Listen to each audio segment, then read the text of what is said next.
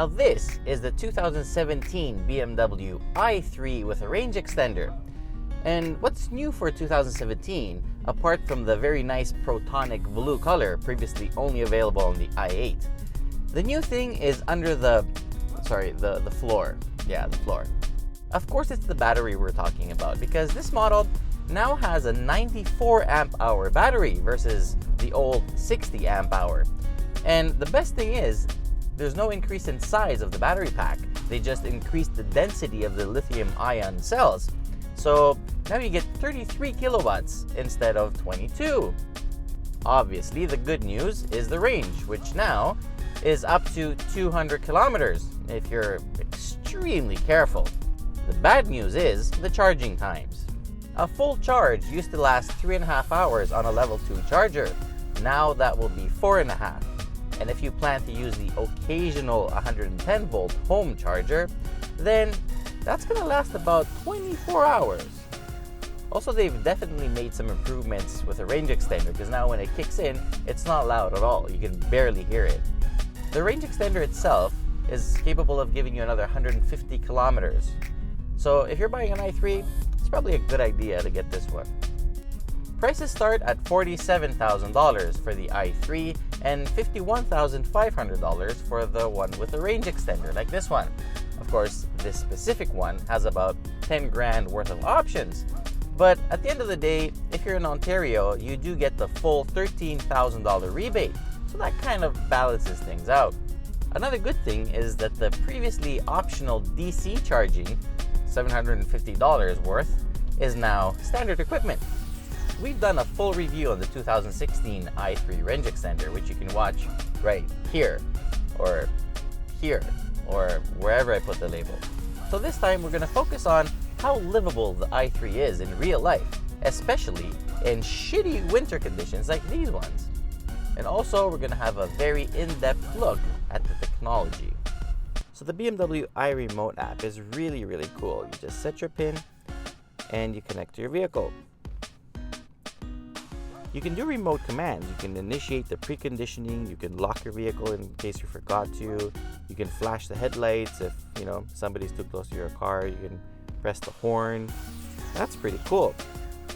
Also, you get to see the efficiency of your last trip. So mine was 31%, which is not really good.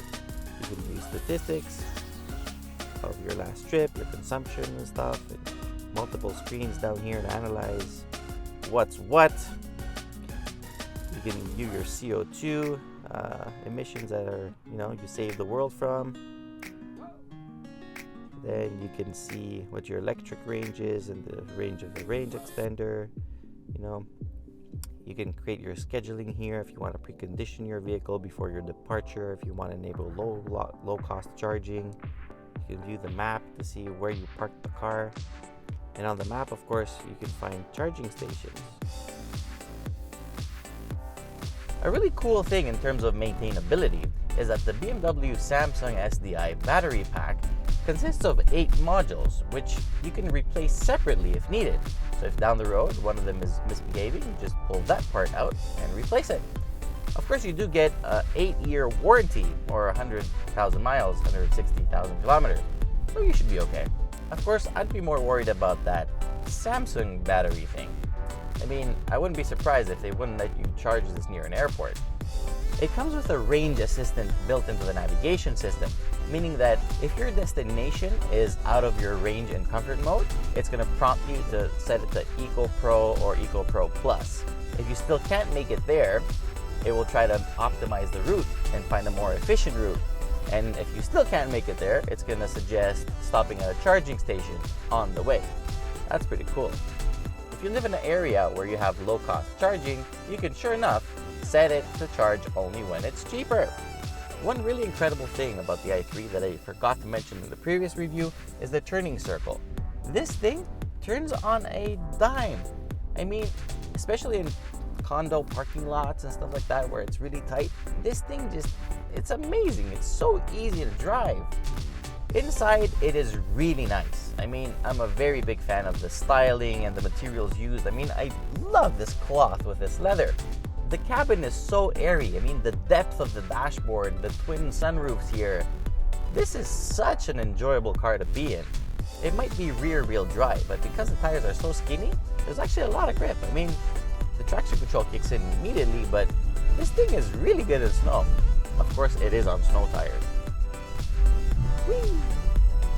I must say that in these winter conditions, the i3 is actually really good. I mean, real-life capability, it's awesome. It's very warm, it heats up quickly, the AC works great, grip is fantastic. It's seriously a very nice all-weather car.